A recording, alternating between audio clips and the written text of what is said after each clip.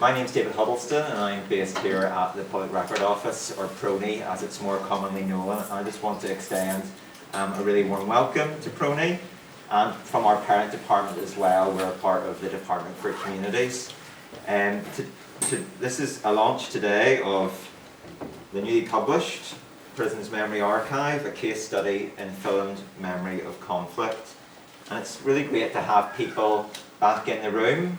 There's not been that many in-person events yet, and it's particularly good to see so many members of the Visual Voices project team back today. It's almost like a reunion for the Prison's Memory Archive project team. If you're a first-time visitor, is there anybody who hasn't been here before? A few? Oh, excellent. You're all very welcome. Thank you for coming along, and particularly to PMA participants as well. A really extend a warm welcome on behalf of the Public Record Office to participants. Housekeeping. The last time I did this, I could hardly remember what the housekeeping rules were, and then somebody's mobile phone went. I thought, oh yes, that's one of the things. Just to remind you, if you would keep your mobile phones on silent, that would be really appreciated. Or if you need to take a call, just step out into the atrium. The toilets are just back out in the reception area, so if you need to use the facilities, please feel free to do that.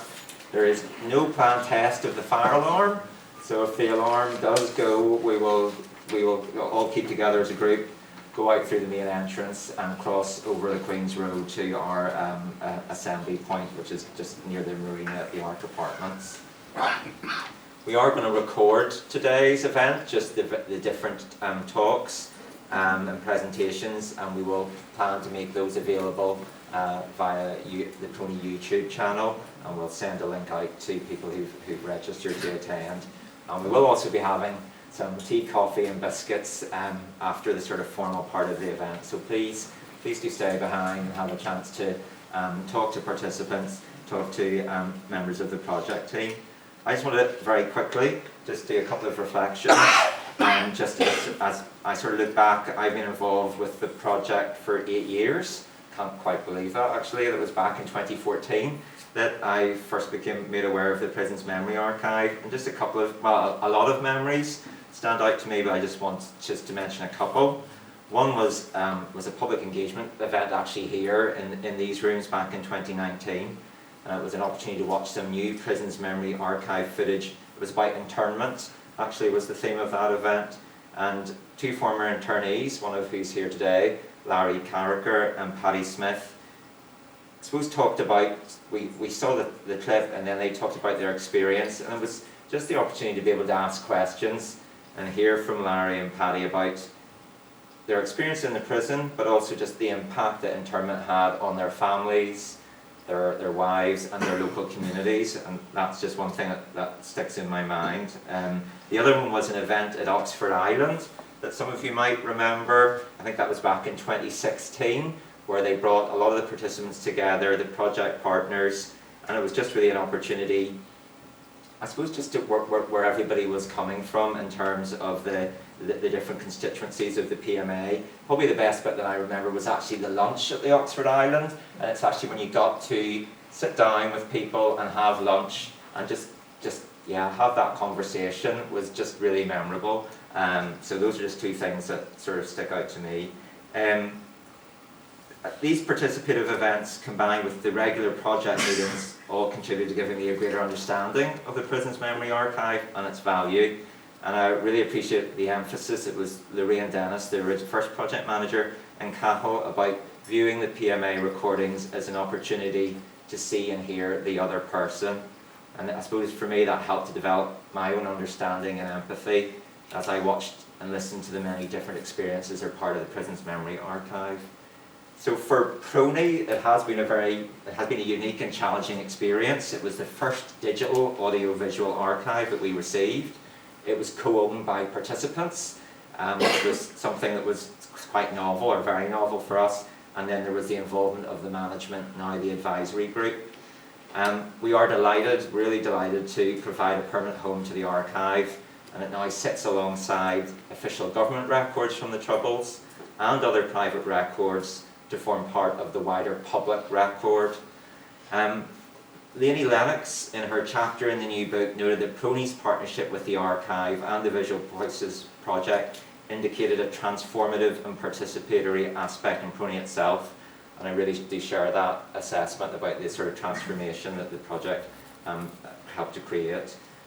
A few thanks. I want to thank Lorraine Burke and the private records team for the huge amount of work that they did on the archive, and Hugh Campbell and the digital preservation team in terms of the preservation work. And on behalf of PRONI, I just really want to congratulate all the contributors to the book, particularly the editors, Jolene and Connor and Cathal McLaughlin. And I know it has been a labour of love, and it's been, but for the pandemic, it's taken probably longer than was originally envisaged, but so delighted that it's now in print and available. And just to conclude, because I know Janet's going to be telling me to sit down very shortly, it's a quote from the International Council of Archives. There's a Universal Declaration on Archives which was endorsed by UNESCO back in 2011. And just to quote, "Archives record decisions, actions and memories. Archives are a unique and irreplaceable heritage passed from one generation to another. Archives are managed from creation to preserve their value and meaning. They play an essential role in the development of societies by safeguarding and contributing to individual and community memory. Open access to archives enriches our knowledge of human society, promotes democracy, protects citizens' rights, and enhances the quality of life."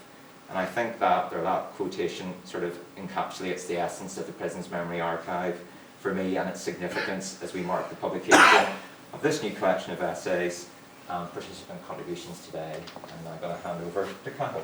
Thank you very much. Thank you, David. And it's wonderful to be standing here and, saying we finally got this done, because Conor, Jolene and I know how long it's taken, how much work with the publishers as much as, if not more so, than with the writers. Maybe a little bit about the PMA just first, for those of you who don't know. The Prison Memory Archive is one of many bottom-up, let's say, community or academic projects that attempt to tell the story of the past. As we know, most people in this room know, we yet have to have an official supported version of our past. Not only an Out City instalment, but one consistent thing all the way through since the Good Friday Agreement is an attempt, often state-sponsored, 3 official reports, to have an oral history project, a way of addressing the legacy of our conflicted past. And none of them have occurred yet. And that's created a vacuum, and lots of community groups have filled that vacuum, and we're just one, Prison Memory Archive. And we decided to tell the story of the prisons because they're one of, not the most important, but one of the important stories of the past. We chose 3 particular protocols to operate with, and I think this is important as much as the UNESCO declaration is. Once you start digging deep, there's lots of issues come up when you're trying to address the legacy of the past. We haven't got everything perfect, but 3 of the protocols we operated we thought were quite important. The first one, and probably most challenging, is co-ownership of the material. That when you do a recording of someone, they have the right to contribute to how that's going to be used, where it's going to be seen, who's going to watch it, how is it going to be edited. And we employed that, and we think that kept a lot of people on board. Co-ownership means, of course, people withdraw, and we've had some people withdraw, but the vast majority have stayed on board. And building that trust is really important. The second one is inclusivity. We can look at popular media, whether it's Hollywood or novels or whatever, and you can see one or other constituency prioritised or privileged in terms of the narrative. The story of the prisons is very complex, and the constituencies are very wide, and so for us to have, as well as the prison officers and the prisoners, but also the chaplains, the tutors, the teachers, the artists, the chaplains, I said that already, the visitors were really important as well. So that for us was crucial, second protocol. And the third one, which comes from the first one, is called life storytelling. As filmmakers, you're very tempted to jump in with questions because you know this person, you know their backstory, and you want to ask them about that. We stayed back. We learned from life storytelling that the best way of building trust is to let people set their own agenda and talk about what they want to talk about, and also not talk about what they don't want to talk about. And so these 3 protocols, I think, are the foundation stones for the project from the very beginning. And they were recorded in the women's prison in 2006 and in the men's prison, Maze and Long Kesh, in 2007. After a very long time of trying to get interest, we were blessed with the Public Record Office Northern Ireland becoming our partner. It was very difficult to get public institutions to take our archive. To be quite honest, very few would touch us because of the sensitivity of the subject. But Public Record Office came on board, and the National Heritage Lottery Fund, who had funded the original recordings, came back on board and funded a 3-year project. And in a sense, this book comes out of that 3-year project. And in that book, the people who contributed to make this possible, there are 300 hours of material, 160 recordings, 180 people, and that needed archivists. It needed archivists on our team, and in PRONI it needed editors. It needed outreach workers, and a number of those people are here. A number of researchers came on board, and of course it needed project managers. And on that subject, probably it's worth naming maybe 2 people who are actually core to this but couldn't make it today. National Heritage Lottery Fund caseworker Sharon Archer was a real solid support for us. And an early and long-lasting project manager prior to Connor coming on board, Lorraine Dennis. And both of those people made this whole archive possible, actually. So I just wanted to kind of give them, I was hoping they could come, but they couldn't, for different reasons. So that's the background. The book itself, we have 16 chapters by mostly the people who worked in the team, but also some participants. And William's going to say something today, Lawrence will say something, Elizabeth will send over a little recording from England. So a number of participants, plus the people who worked on the project, have all written their reflections, plus some researchers who have come and used it for their research, have also written on it. Plus, significantly, we have 14 participant reflections, and that was Jenny and Joanna from the advisory group went out and asked people who had taken part in it, what was the significance of it, what did it mean to you? And that went in. The book, unfortunately, is really expensive. And in fact, what was interesting was that because it's an academic publisher, it's only one we could get, when we sent the participant responses along to break up each chapter, you, as an academic publisher, you send it out to an independent, unknown, anonymous reviewer. And they come back and said, great book, remove the participant contributions. They're not academic enough. We wrote back to the publisher and said, that's the whole point of the project. And we pushed back, and the publisher fortunately accepted it. And a number of people have said today and in other places, that's actually the highlight of the book.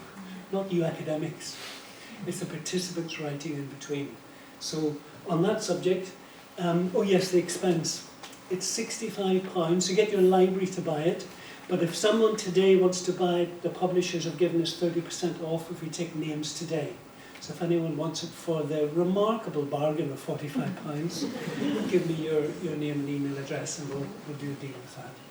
So we're going to have people, a select number of people come forward, but maybe I'll play the promo first, just again for those of you who don't. Very short promo. I think there are ghosts in the maze. The maze itself is a ghost.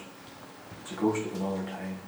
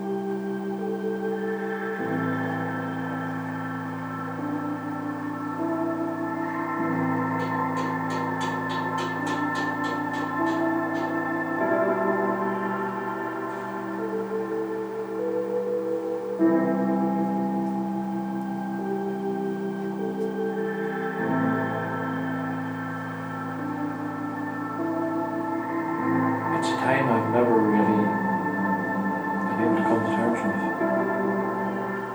It was as if the whole Northern Ireland conflict had focused itself on this particular piece of ground and on these particular buildings.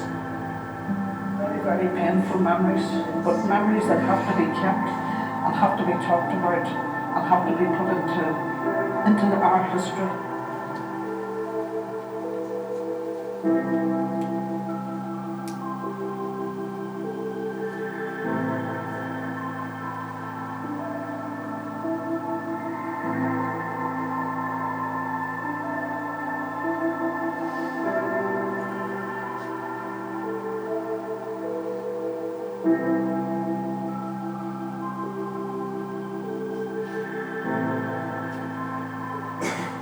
Such was the closeness you felt to some of the prisoners. Maybe it was the sanctity of the cell.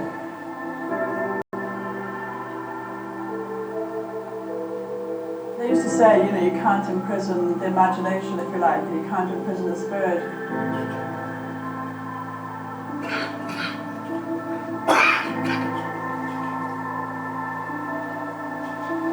It's the day you look forward to, you're here. Next time it's going to come. But when it comes, there's a sadness to it too, because you're leaving that behind you.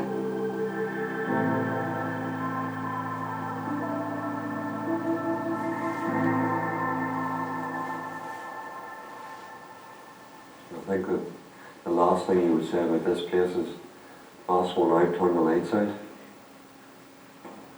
and come to us.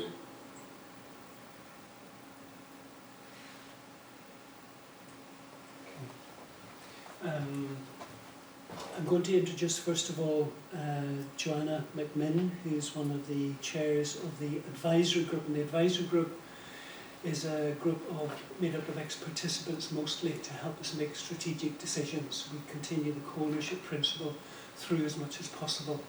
And so before it came to PRONI, that group representing the participants had to agree this was a good idea, and they did. Chan, would you like to say something? And at the end, after everyone has said something, we can sit up here, and if you have any observations or questions, please, for any of the speakers, they would be welcome. Okay, thanks, Carol. As Carol said, myself and Jenny Megan are the co-chairs of the advisory committee, so I'm really speaking on behalf of both of us. Jenny should be doing it, but she's lost her voice. So she's making me do it. So Jenny and I were both participants in the Prison Memory Archive. We were Open University teachers and tutors. And subsequently, we joined a committee that was open to all participants to support its development, and have stuck with it through thick and thin. We've also been involved in the process, as Carol mentioned, of gathering narratives for the book from a wide range of participants, as you can see, well, you will see in the book when if you can get it, put your hands on it. The development of and participation in the Prison Memory Archive has been a long process, time-consuming and at times frustratingly slow and arduous.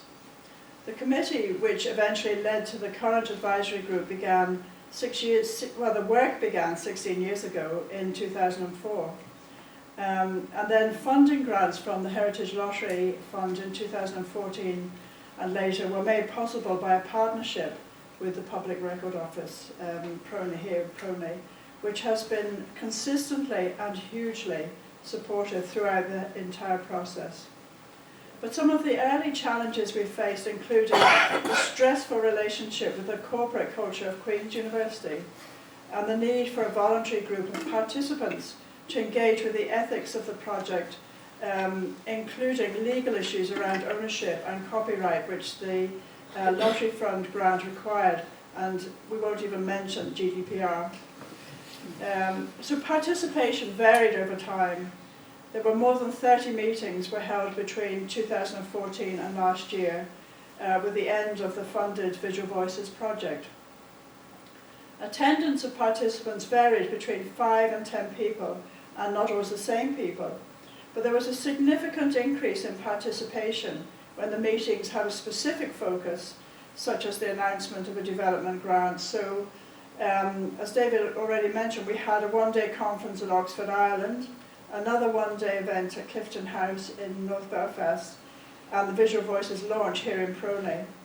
So 25 participants attended at least one meeting at some point, and another 25 responded with apologies. Public events here in PRONI drew far larger numbers, with families and interested individuals and organisations, which this clearly reflected the value that people were seeing in the archive. The issue of consent took years to resolve, and at some points we despaired that we might never achieve an agreed consent form because of the legal conditions that both Queen's and PRONI required, and was a source of much frustration at meetings. Despite the interminable meetings, but with the infinite, if tested, patience of all involved, the final form proved successful, and its value was shown by the high level of consent reached among participants. As well as these forms, representatives of the different ex-prisoner groups became a subgroup working with the project manager to test out the deposit agreements with PRONI. So an enduring question about our participatory approach was whether those attending could represent their fellow constituency members or only themselves as individuals. In 2014, at the first meeting of the Visual Voices project, the minutes record the agreement as advocating the principle of the Occupy movement, which is that any participant could attend and have a say in terms of who should attend and who should make decisions. That's the way we worked. So we ended up with a mixture of approaches reflecting the diversity of participants and their constituencies, which included prisoners and prison staff, retired probation officers and Open University teachers. What was important was that decision-making was consistent in being inclusive and participatory and reflecting the ethical framework of the PMA that Cahill's already referred to. So having the resources of a project team led by Conor McCafferty, the advisory group organised a public event on internment here in PRONI, which speakers from the advisory group, Larry and Paddy, who have already been mentioned, encouraged many people who had never attended meetings, as well as new faces who had been through the prison system, to turn up. A similar event at Skegnall Centre in East Belfast involved yet more participants, especially those from the Loyalist ex-prisoner constituency.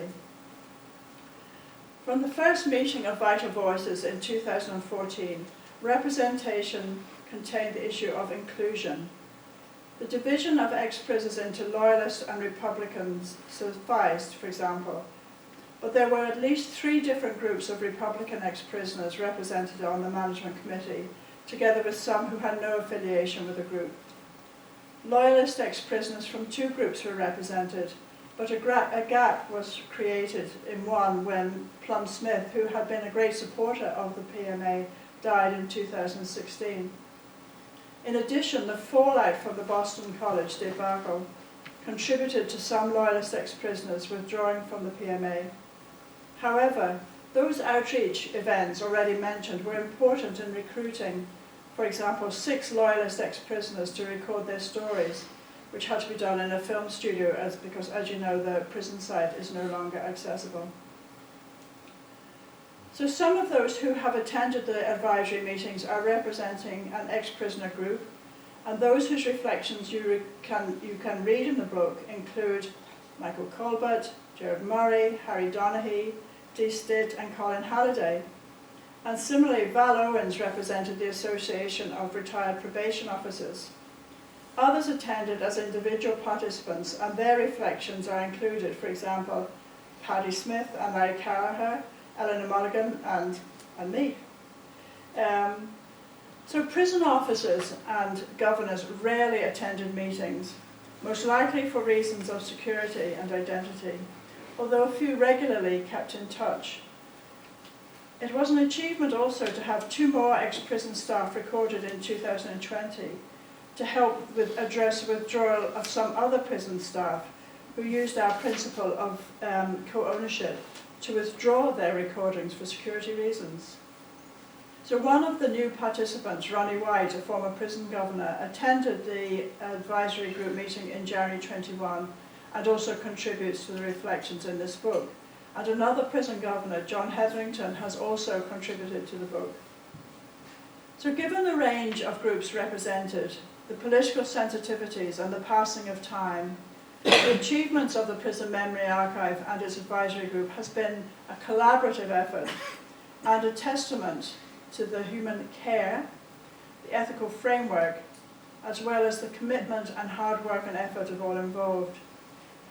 I think all the participants have felt an ownership of the project, with transparency in decision-making reflecting a clear commitment to participation and inclusion. And finally, I should like to thank PRONI for their wholehearted support in building bridges between the ex-prisoner community and PRONI, with the increasing public access to the important narratives that are included in the archive. And Michael Willis, who's no longer with PRONI, was very supportive from the beginning. But also, you've met today, David Huddleston and Janet and Lorraine have been fantastic.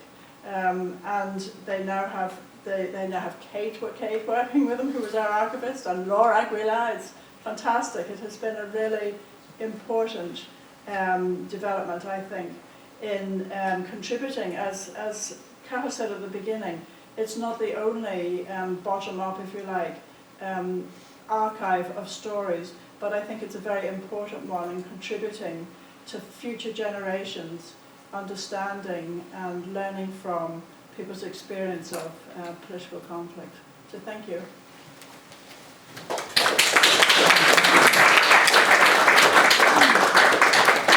Thank you very much, Joanna. And I think, I believe, Conor, you're next. Conor is the project manager for the last 2 of the 3 years of the project. Thank you, Conor.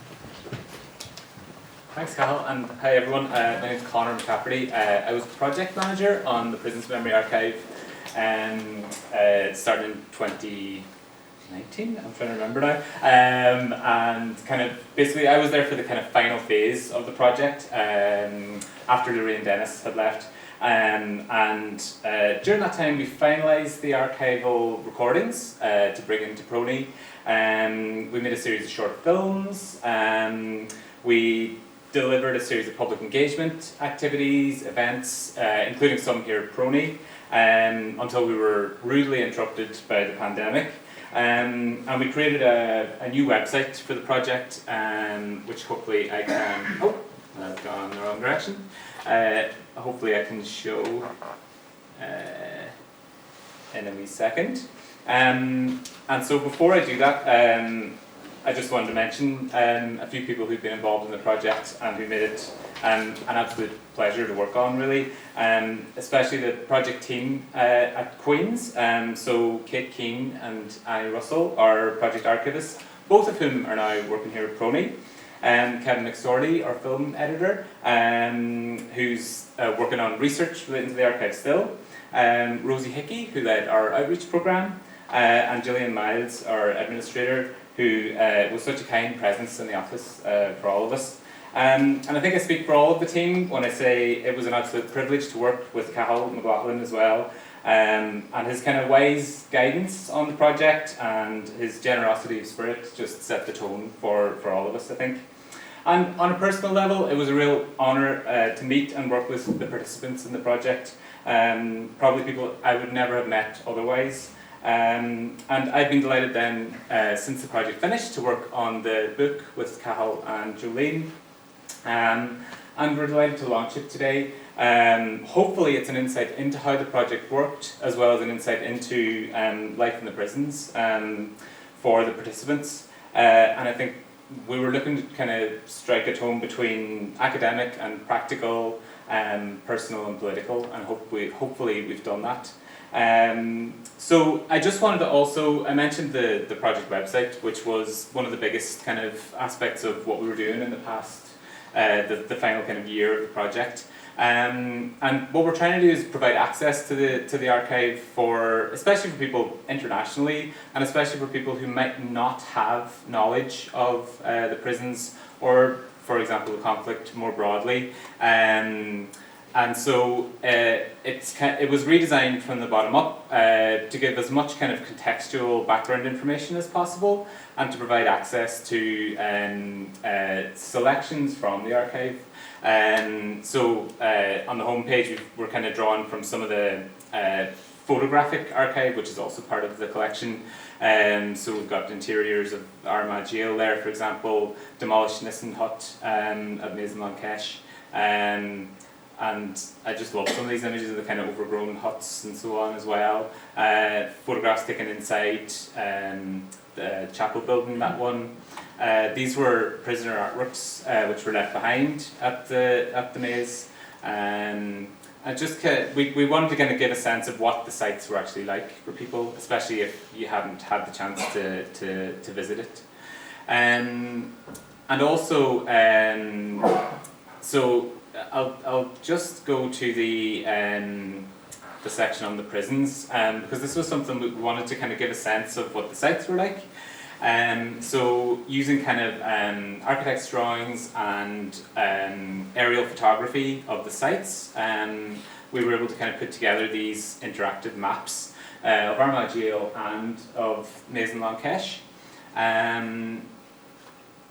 So on this page, you'll see there's kind of these different sections highlighted, and there are quotes that are drawn. These were researched by Rosie, our outreach officer on the project, and it kind of gives you a sense of sort of people's memories of these sites. And then we've got clips from different participants, including William, who's here today, and that's John Hetherington. And then we've got from PRONI. PRONI kindly donated photographs that we were able to put online as well, that documented the sites. These are generally like kind of official governmental documentation of the sites. So you can see, for example, some of them are just a little bit of text to describe what was there. Others are a lot more extensive, where people kind of went through and described their memories and events that happened, for example, in the H blocks. And then we've got the architect's drawings and a class taking place, for example, in the education wing. So that's another aspect of the site. And then the films as well, for those who want to kind of overview insight into what's in the collection. Under the film section, as Carol mentioned, there's over 300 hours of material.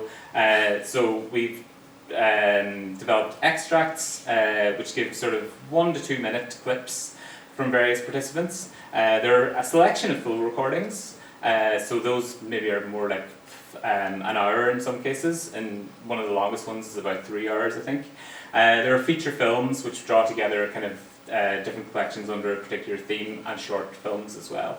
So yeah, I just wanted to give you a sense of what's on the website, and it's a way, as I say, to draw together, to bring in viewers from all over the world.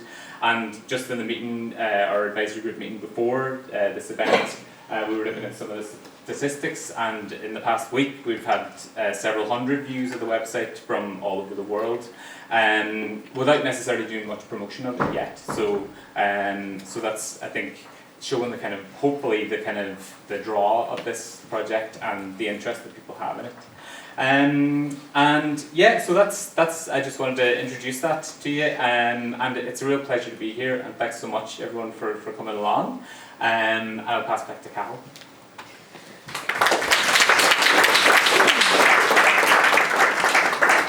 Thanks very much, Conor. And we've got next, I think it's the two archivists, and Lorraine is from PRONI, and Kate is from the team, and I brought into PRONI. In fact, increasingly the PMA teams to be employed by PRONI, so at least Conor and I know what our future is going to be. Thank you, Cathal. Good afternoon, everybody. It's lovely to catch up with so many people here today that have been involved in different stages of the prison's memory archive journey. I suppose particularly those participants who were able to join us today and who shared their stories that make up the prison's memory archive. So I have been involved with the Prison's Memory Archive since the National Heritage Lottery funded Visual Voices project began, and I mainly worked with Kate and with Annie Russell, advising on and assisting with the cataloguing of the recordings in the collection. And looking back now, when the project began, when the Visual Voices project began, PRONI had no experience of working with oral history recordings, nor had we any history of working with and preserving files on audiovisual format. So as you can imagine, there were many challenges and bumps along the way. And at the beginning of the project, I drew up what I now realise was an all too simple guide for cataloguing the recordings. And as Kate and I know too well, that guide grew and morphed with each recording that we catalogued. But the final guide is very much a collaborative effort between myself, between PRONI and the project team. And it's significant that the learning that underpins that guide has been shared with others involved with oral history projects since. As David mentioned in the beginning, the first recordings transferred to PRONI at a time, I suppose, when our digital preservation system was very much in its infancy. The team here at PRONI had developed processes and systems that coped very well with Word documents, PDFs, TIFFs and JPEGs, but they struggled and the system absolutely buckled over when faced with these large size audiovisual files.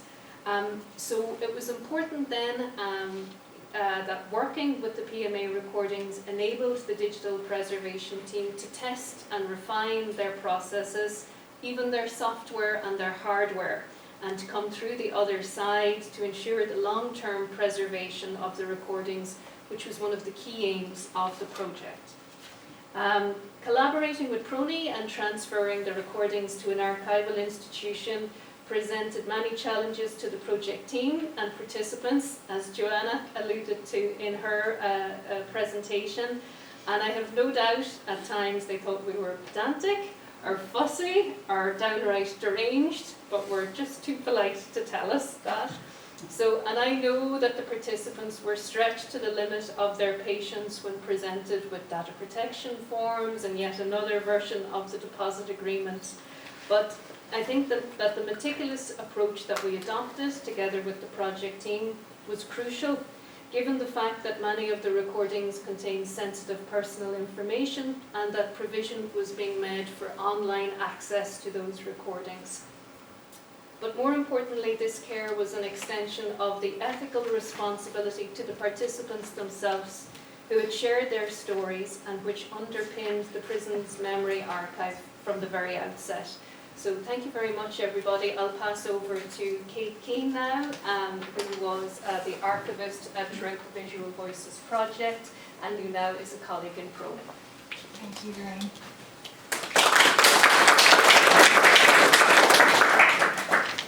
Hello, everybody. It's so nice to see familiar faces again and get the chance to catch up. So my first introduction to the PMA was at a screening of Armagh Stories as part of a conference in NCAD in Dublin back in 2015, I think, maybe 2016. At that stage I knew very little about prisons or the history of Armagh Gaol, but I was really drawn in by the personal stories and the visual images of this building, which had been designed to keep people both within and without. So from then on, the PMA was on my radar. I was delighted to take up the post of Project Archivist in 2017 with the Visual Voices project. I was really impressed by the inclusive nature of the project and the richness of the collection because of this. Many of these narratives and experiences were not otherwise reflected in archival records of the conflict. From speaking with Cathal and others who have been involved with the PMA from the beginning, it became clear to me that central to achieving this broad range of participants was the ethical ethos of the project. And this was something that Lorraine Burke and I, as archivists, really tried to honour while creating catalogue descriptions to maximise searchability and access to the recordings, which had, up until that point, been largely inaccessible to the public. So for my chapter in this edited volume, I chose to write about the challenges of processing the collection, of which there were many and have been referenced a couple of times already. And I know these caused frustration at times, but we got there in the end. To ensure the sustainability and future of the collection, we had to bring the recordings into line with GDPR and data protection legislation and clarify copyright, ownership and access permissions and restrictions. So thanks again to everyone for your patience as we worked through this. But I also wrote about the opportunities that this kind of project and collection offers to individuals and societies in gaining a more nuanced understanding of the past in all of its shades of grey. The PMA was ahead of its time in its approach, and archival best practice is only more recently recognising the responsibilities that archivists have towards those whose lives and stories are documented in archival records. I'm proud to have worked on such an ethical and inclusive project, and I have no doubt that the experience I gained with the PMA has shaped the way I work with archives and will continue to shape my career in the future. So to finish, I just wanted to add a few thank yous. A big thank you to the participants for trusting us with your stories, to the management and advisory groups for guiding decision making through various stages of the Visual Voices project, to the rest of the project team, both based at QUB and here at PRONI, for being such a pleasure to work with, and to Cathal for always being the voice of reason and keeping us on the right path. And finally, to the 3 editors of the volume, to Jolene, Connor and Cathal, for putting so much work into this edited volume. So thank you all.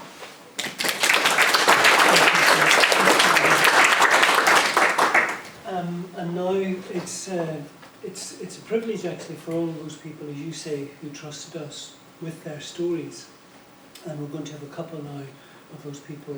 Sorry, it's Laura first, I beg your pardon. That's Laura. okay. Before we move on to the participant. Laura Guillon was a PhD student who came across the PMA in the early stages at Ulster University and went on to edit Armagh Stories, one of the films that's on the website. And maybe Laura, you'd like to talk about what motivated you. Yep. Thanks, Cathal. And as you can see, I'm also here in PRONI, one of the people that ended up here, very luckily. Yeah, so just to say that I currently work on a project called Collab Archive, which does the 2 things, collaboration and archives. And it's thanks to the experience that I had doing my PhD with Cathal and the PMA that led me to this job and the job I've been doing with PRONI for the past 4.5 years. So my PhD was a practice-based PhD. I started it in 2011, 10 years ago, and I finished in 2015. And it was very much about continuing with the collaborative framework that was adopted during the production side of the project. So the participants were very active during the filming stages of the process. So my PhD looked at, okay, what happens when you try to create a film, a linear documentary film from archival material, and what happens when you try to do that in collaboration with participants. A lot of collaborative projects, there is a lot of involvement when people are filmed, but very little when the film goes to the editing room, because editing is very technical. Some people say it's boring.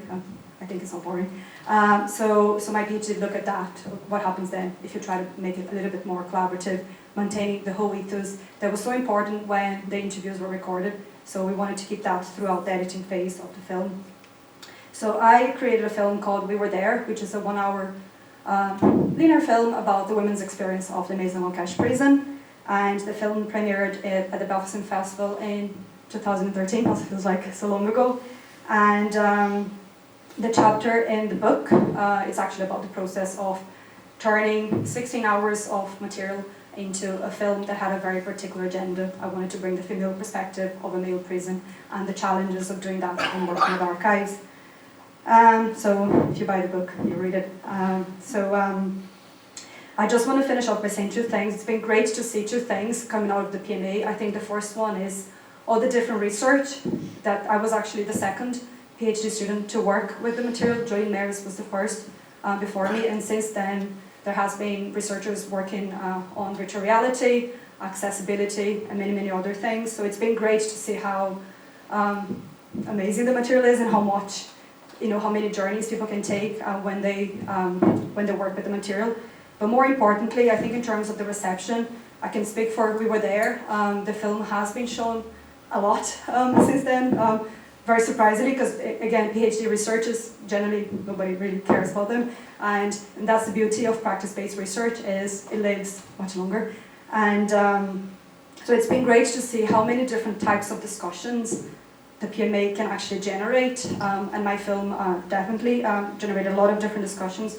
So we had discussions about the filmmaking side of things, the technicalities of working, more collaboratively with participants. There has been discussions about women in Irish cinema, about imprisonment, about post-conflict storytelling in general, women and conflict history, and also people discussing about accents and should people be subtitled or not.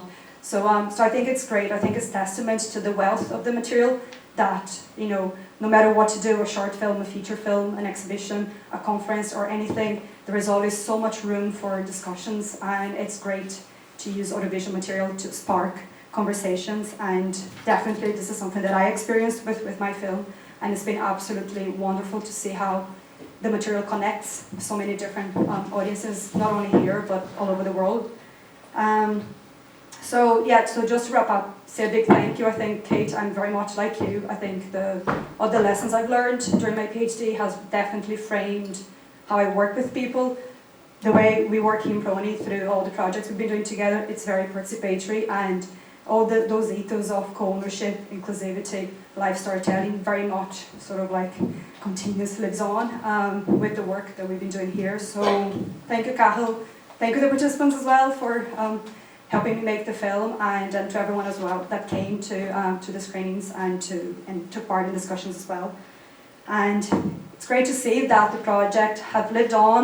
It's finally here. It's going to be properly preserved and made accessible to the public, either by coming here or through the website. And yes, it's been a great honour. So, and it's great to have a chapter as well in the book. So yes, thank you everyone, and go to the next person.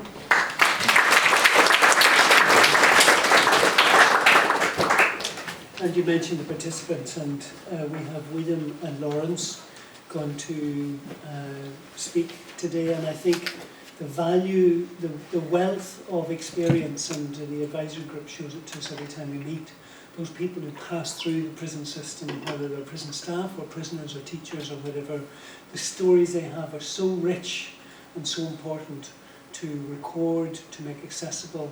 And I think one of the issues is this idea of, someone once said, the sign of a maturity of a society is the ability and willingness and curiosity to hear the story of the other. And I think all of those who give us their stories are helping to contribute to the ongoing discussions and debates that our society desperately needs. William, would you like to say a few words? Thank you. William is from Arc and a participant.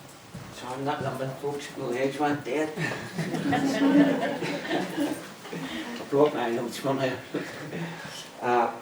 Before I start, as a member of the Loyalist and Unionist community, it's a particularly sorrowful week for citizens from our community, and I'd like to pay tribute to Cathal and the organisers who offered me the option of not participating in the day because presumably people like myself would be mourning the death of Queen Elizabeth.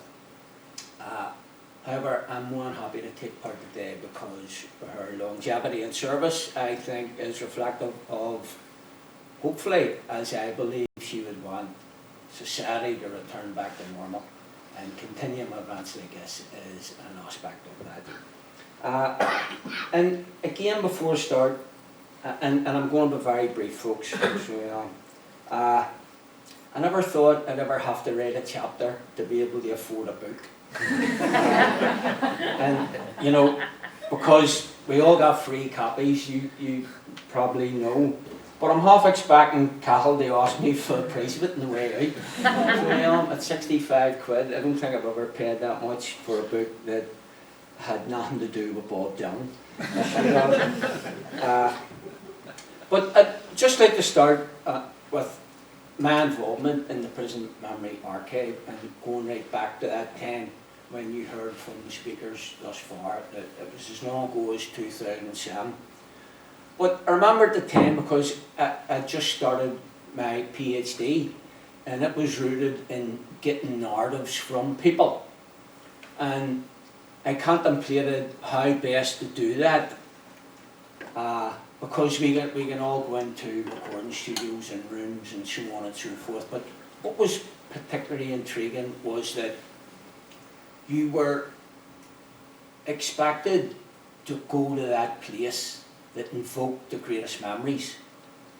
And in fairness, and I do a lot of interviews about my experiences as a former political prisoner. In actual fact, there's an American researcher sitting here that I only met yesterday for the first time in my life when she asked me to do an interview. But the most compelling thing was about being back in that place. And at the time, it was partially being demolished. And in actual fact, for safety reasons, they were preventing footfall anywhere in it. So with the camera in tow and the microphone under my chin, we made our way to as far as we could go. And as you heard Cathal and others saying, and as was referred, this walk and talk experience, we got as far as we could go. So I'm not sure of any of us know the geography of Long Kesh, but when you seen it from the sky, we were divided in what became known as phases. So the loyalists were housed in phase 6, and you got to the front gates of that during my interview. But lo and behold, this wee guy pulled up in a digger truck and bailed out of it with a set of keys and opened the gate to phase 6. And I said to the crew, follow him. And I actually got right into the cubicle that I spent 12 years in to do the interview. So I think, Connor, I seen a quick snapshot of it there when you referred to me being one of the participants on the web page, because I more or less gave my entire interview in that cubicle that I was housed in for almost 12 years, from I was 17 till I was almost 30.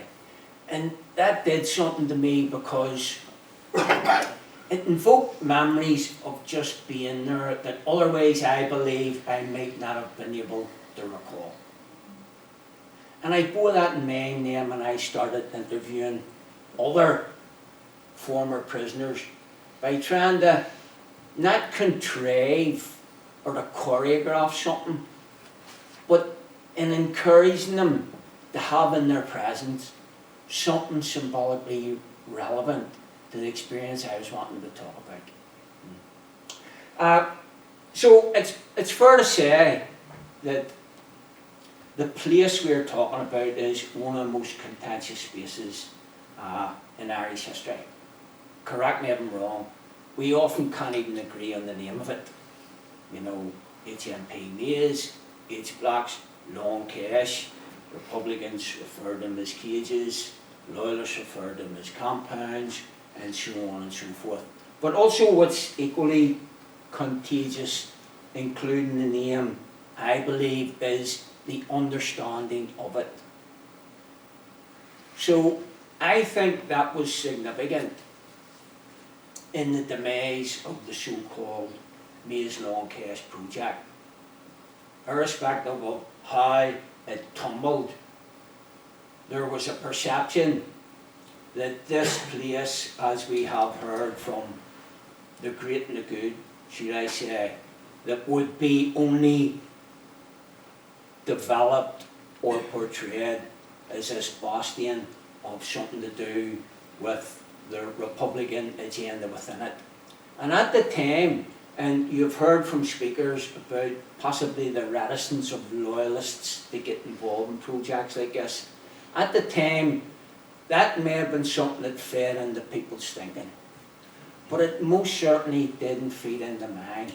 And in actual fact, from my experiences of being one of the contributors to the PMA, I've taken that a step further with my colleagues, some of whom are with me today, by developing this aspect of the centre that we have now in the Shankill Road, called Action for Community Transformation, where we get hundreds of visitors every year, quite a lot of them, international students studying the conflict, whereby we tell a narrative that's not meant to glorify, condone or excuse anything in relation to the place, but is trying to present a broader understanding of it.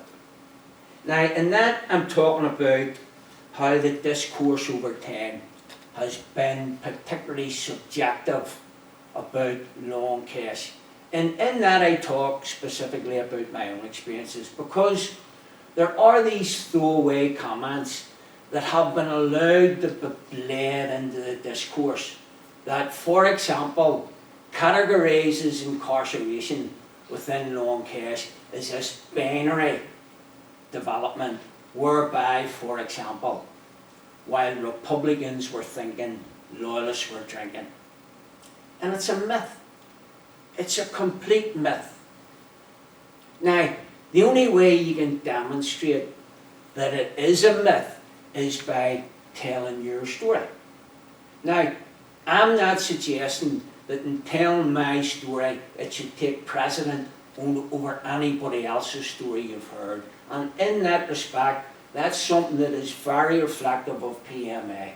And if you ever get the book, because I don't know too many people would pay £65 for a book, but if you ever get the book and you do read the reflective comments of participants within it, that is repetitive.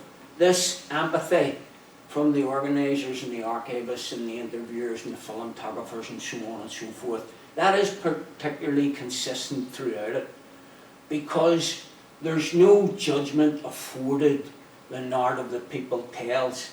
Equally so, the editors of the book didn't want to censor the contribution of people like myself. What they wanted to do, I believe, was to enhance it by supporting us to make these tweaks for whatever reason. And when they did get criticism for it not being academic enough, I think the way they've got around that, because in the book there's a reference to scholarly interpretations. So I don't think anyone's ever called me a scholar before, but in being referred to as a scholar, maybe that was one way the publishers agreed, well, you know what, we can say it's partially academic. But in talking then about contentious or other ways, subjectivity, different understandings about Long Kesh, the most compelling thing, irrespective of all those contentious things, is the connections from the contributors to the place. And when I mean that, I'm talking about all of Sunday. And you heard a quick snapshot of them from Cathal in his input earlier.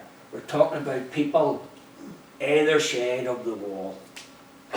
So security personnel, prison officers, the governor, the welfare, the education, all those things, and then equally so the people on the other side, those that were incarcerated.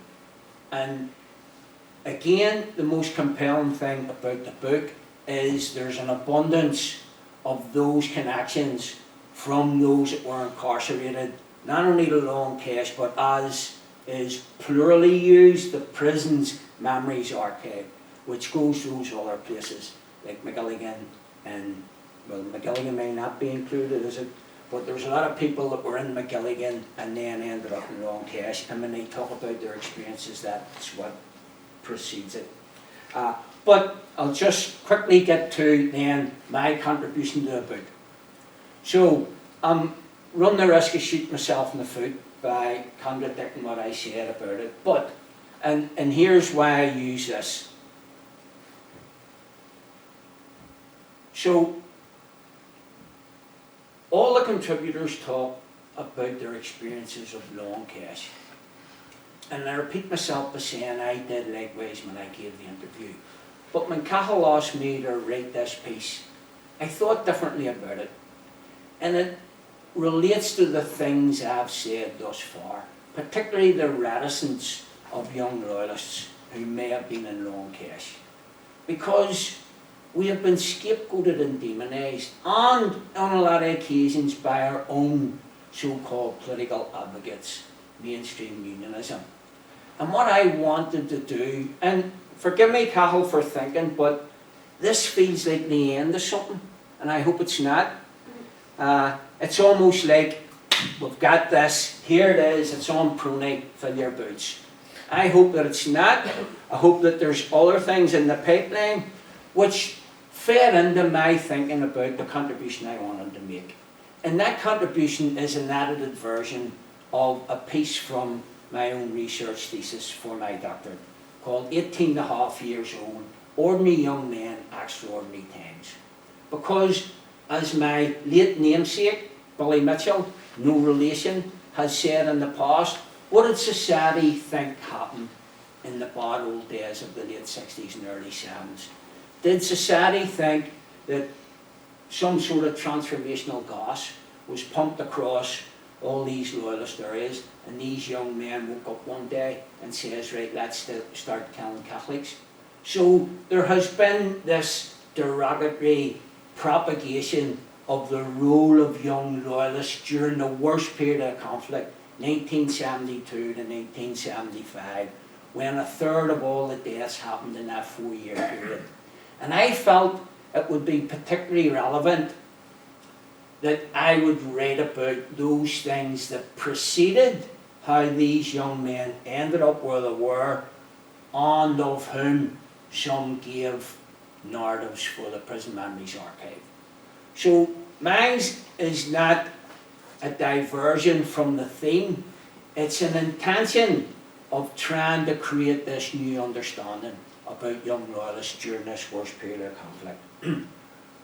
And last but not least, one of the reasons for wanting to do it is to try and debunk this reticence from loyalists.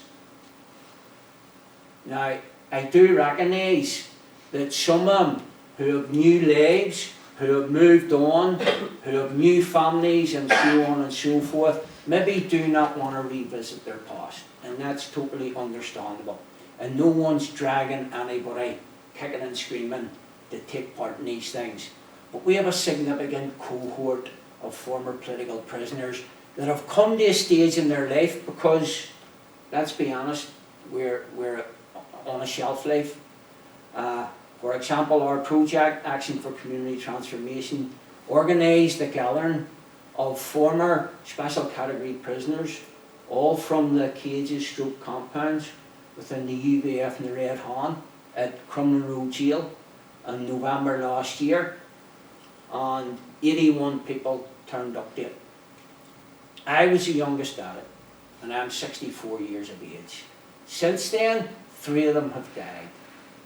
So this shelf life is very significant in this notion of archive. And last but not least, to demystify the role of loyalists during the conflict who subsequently ended up in this place. The only way to address that is tell your story about it. Okay, thank you.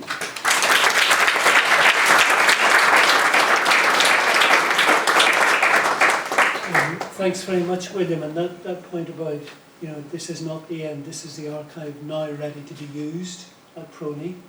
And there's a podcast coming out from Queen's, we hope, in the near future. And certainly what Connor and Rosie did with the website, a part of it is educationally orientated. And there's workbooks in there. The idea is now to start to use the archive for all sorts of purposes. Whether it's about citizenship or political history or public history or whatever, the idea is to use it as much as possible. And we're going to, is it this one? Ah, it works. And does it start automatically? Good afternoon, everyone. Sorry, my mistake. Before we start, Lawrence McKeown has written a chapter. Lawrence is an ex-prisoner, also a well-known playwright, and he couldn't make it today, sends his apologies, but he sent through this recording. No? Okay, expert. Good afternoon, everyone. I'm sorry I can't be with you today. Can you hear it? Acknowledge this publication of the Memory Archive. I'm delighted to have a chapter in it, and thanks to Cathal and everyone with the PMA for the opportunity to do that. And thank you also for the opportunity to participate in the PMA itself. I think it was a wonderful project. as I say in the chapter that I wrote for the book, it totally fitted in with what we, as Armagh prisoners, were doing when we were in prison, which was to write our own story and also to recognise that there are other stories.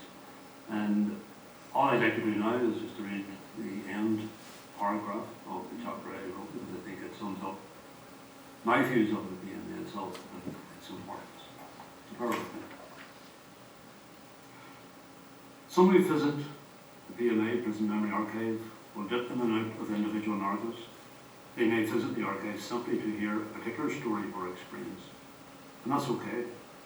But if you wish to move towards gaining a greater understanding of what happened in the north of Ireland in the closing decades of the 20th century, and the type of people who inhabited that world, then no better way to begin that process than to watch and listen to the collection of narratives contained in the Prison Memory Archive. The prisons, those incarcerated within them, and those who had a variety of other relationships with them, are a reflection of that society, no more or no less. In the absence of a much wider, more structured and institutionalised recording of differing narratives from the conflict, the PMA makes a very important contribution towards filling that void. It's not just my story, it's a community's and the community's plural story. That's the power of the PMA. So congratulations again to everyone involved with the project, and enjoy your day. Armagh. I hope this works. And then do I hit it again? Yeah. This is Elizabeth Woodcraft. Hello, my name's Elizabeth Woodcraft, and in 1985 I was a barrister in London, and I was invited to be a member of a group of inquiry to investigate the issue of strip searching in Armagh Gaol. All prisoners in the United Kingdom are subject to strip searching when they first arrive in prison and when they leave, but in 1982 random strip searching had been introduced in Armagh Gaol, and this was a result apparently of the fact that a woman prisoner had been found in possession of 2 keys which she had apparently obtained whilst going into court. So the National Council of Civil Liberties felt this was an important issue to investigate, and 5 of us went across. And because I was a lawyer, I was one of the 2 people who went into the prison, where we spoke to the governor, to wardens, to prisoners, loyalists, Republicans. We spoke to Mairead Farrell. We spoke to many prisoners, both convicted and remand prisoners. And remand prisoners really had the worst of it, because they were being searched both going to and coming back from court. And so we went across to the courtroom, which was just across the road, the court building, and watched exactly how it worked. And it was pretty extraordinary, because if this was an issue of security, we were amazed at the lack of security. We walked into the court and we were allowed to walk around. We sat down in the public benches. A prisoner was brought in and walked so close to us that if we had wanted, we could have passed something to her. Even if they knew who we were, this seemed very lax security. So we spoke to people about all of this. We spoke to other people outside the prison, the political parties, the board of visitors, and it was pretty clear that most people thought this was not an effective security measure, and it was basically humiliating, because it had to be remembered that the majority of prisoners were Republicans and the majority of the wardens were loyalists, and this all had to be taken into account. So as a result of that inquiry, we wrote a report, and we said pretty much we did not think that this was an effective security measure, and it was pretty political. in 2006, I was contacted by Cahill, who was making a series of short films about people who had had some involvement with prisons. And I was invited to go back to Armagh Gaol and walk around and remember what had been going on. And I thought that this was such a wonderful thing to do, to have this memory, the Prison Memory Archive, for young people, pupils at school, students, historians, a resource for people to be able to go to remember a small snapshot, really, of what had gone on. And I do hope, and I think it is being used as such. And now there's a book, and I'm really, really pleased. And I hope that the book sells very well, not just because I have a chapter in it.